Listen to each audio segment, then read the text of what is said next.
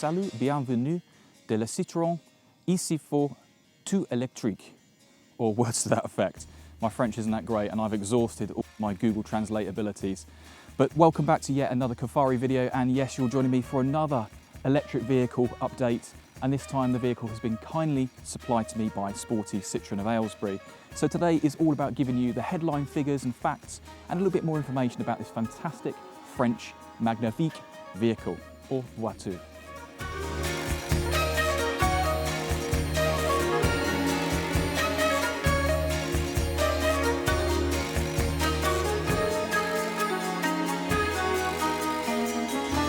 So here we are in Citroën's second EV. Yes, second.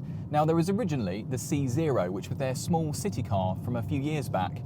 With a very small range, it wasn't the most practical of cars, but a great city hop or commuter. But this car represents a much more promising proposition for those looking to take the leap into an EV. What I'm driving today is the Shine Plus, which is the top of the range trim and features lots of great kit and technology, which I'll talk you through shortly. So it'll be really interesting today to see how it responds, how it drives, and to find out some of that French quirkiness and eccentricity that is always referred to by motoring journalists. So I feel slightly compelled to add a little bit of that French music and perhaps one or two French stereotypes throughout the video. But before we get to that, let's get on with the drive and let's talk about some of those details.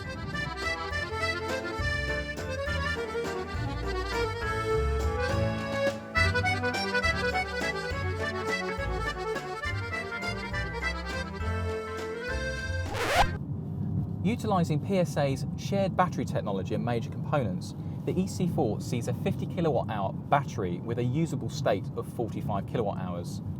What that equates to is a 217 mile range, WLTP, and that has an onboard motor of 100 kilowatts, which develops 136 horsepower, propelling this car from 0 to 62 in 9.7 seconds. Now this makes a great family car, a commuter, an all-round practical vehicle. But what makes a great modern day EV isn't necessarily how big the battery is and what capacity it has, it's all about modern day charging. Over the last decade, many EVs have had CCS charging or DC charging, which will allow maybe up to 50 kilowatts of onboard charge. Now, in today's environment where batteries are getting bigger, what's really necessary is a higher state of charge. And what's great to know is on the e-C4, it can take a 100 kilowatt charger, which means if you can find one in one of the UK services or some of the big suppliers, you'll be able to get this car from 0 to 80% charge in just 30 minutes. Now, for the vast majority of charging, EV owner drivers are going to be using their home chargers, which in the majority of cases, unless three-phase, which is very unlikely, you're going to be using a 7.4 kilowatt home charger. Now, taking this car from 0 to 100% would take over 7 hours, 30 minutes. But in most cases, you're not going to run a car like this to 0. So ideally, what you'd want to do is put this car on a low rate tariff overnight and perhaps just take it from maybe 80 to 100%. And if you did that more frequently, you're then going to take advantage of those lower energy tariffs rather than the higher prices, which during the daytime can be as much as 3 or 4 times the amount per unit that they would be at night. So what does that all mean in the real world? Well, in fact, what it really means is if you can get the right energy supplier and you charge overnight, with a big battery such as this, you could potentially be driving all week with only charging a few times, because the vast majority of the UK public only commute around 22 miles a day. So when you bear that in mind, this car could last you an entire work week and then you'd be able to charge during the weekend.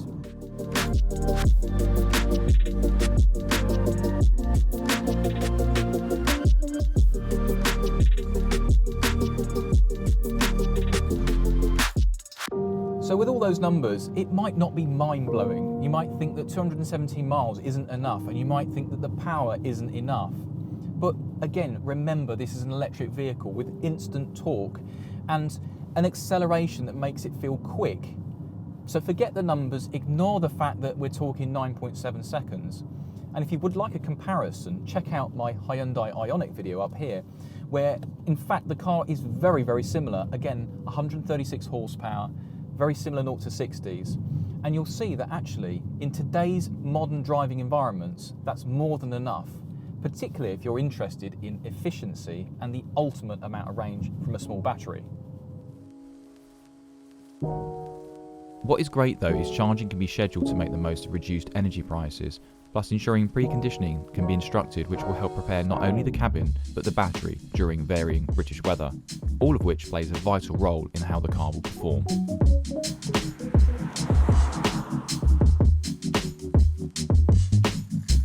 e-C4 is really well equipped from the entry level, which isn't what one would really call entry. Available in 3 trim levels, starting with Sense Plus into Shine and then Shine Plus, all cars receive climate control, head-up display, connected nav and TomTom live services including fuel pricing, weather information and speed camera and danger zone alerts. The SmartPad support also comes equipped on the entry-level model, a really useful feature. Shine gets more ADAS equipment, including smart cruise control plus front and rear sensors, with the heated steering wheel element, which also is a really useful feature on an EV, as it saves on firing up the full climate control system. Shine Plus sees premium hi-fi, leather interior and additional USB charging, offering a really premium finish.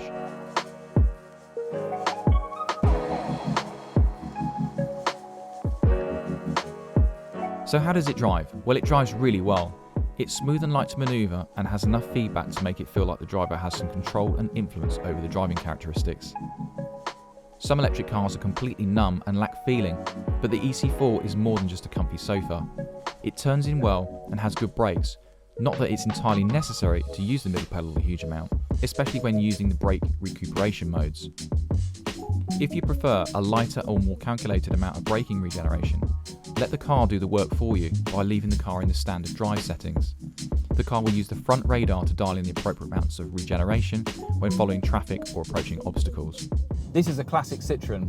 Let's not forget, this is the brand that brought the world the 2CV, a car that could travel across a ploughed field with a basket of eggs, knowing that those eggs would be untouched at the other side of the field. So with all that heritage and brand DNA in this new model, it's no wonder that the suspension is absolutely superb. Featuring Citroen's advanced comfort, the new hydraulic cushions in this car aid the suspension and give it a supple ride when going over those imperfections on the UK roads.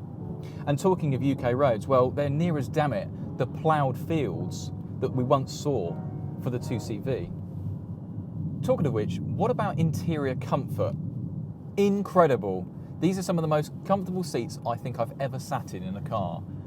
That extra 15mm of foam that Citroën have added as part of their comfort program, their advanced comfort program, has really paid off, because when you couple that with the fact that this is an EV, driving around in absolute serenity as it is, it's now just even better than some of the other EVs that are on the market. Because of the weight in these cars, they tend to be a bit more hard sprung and a little bit heavier, but the way this wafts along and the way you sink into the seat and you feel like you're supple in the seat, it's just, amazing. I'm really blown away with how comfortable it is.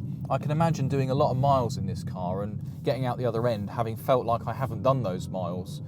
So I think genuinely this is quite a unique proposition, because, as I say, most other cars are a little bit harder sprung.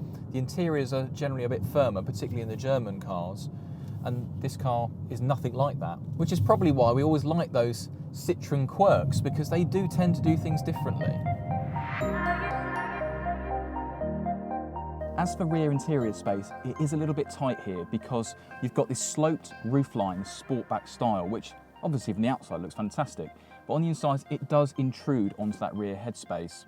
And for someone like myself, nearly 6 foot tall, or anyone above 6 foot tall, you are going to be sort of leaning slightly more forward, and the headrests do push the back towards the front seat. So the best thing to do is adjust the headrest and you sit a little bit further back, and there are some small cutouts in the roofline where, again, for tall people, you can just get your head in. So I think it's an ideal sort of family car, very practical, lots of space, and even with the seat set for someone that's rather tall, I've still got plenty of knee room.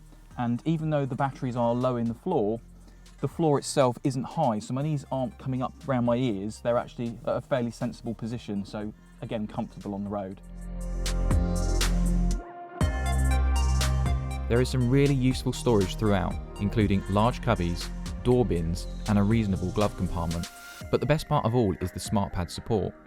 Designed so that a tablet can be secured hands-free for passengers, the case neatly stowed away in the dash makes the mechanism quick to attach and detach.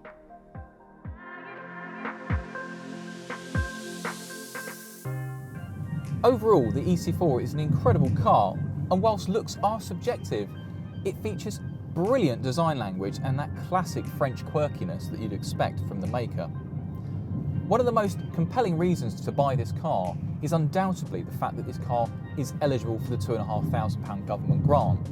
And that's not just on this model, that's on all trim levels. So whether that's the entry level or through to the Shine Plus I'm driving today, you're guaranteed that £2,500 input from the government, which really makes a massive difference when you're looking at a car of this value, and particularly if you're going to finance it.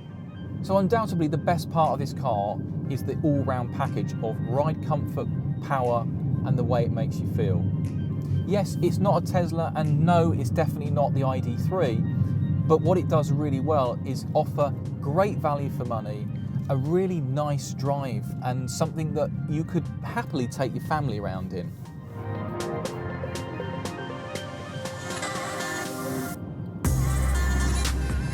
Thank you for watching, and an even bigger thanks to Sporty Citroën of Aylesbury for the loan of this car.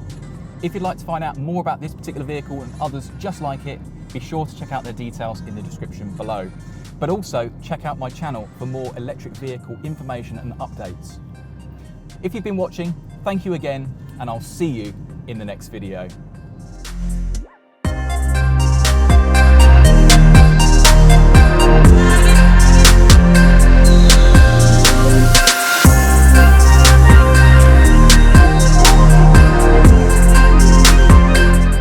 Like it if you enjoyed the video, share it if you loved it, and subscribe if you'd like to see more.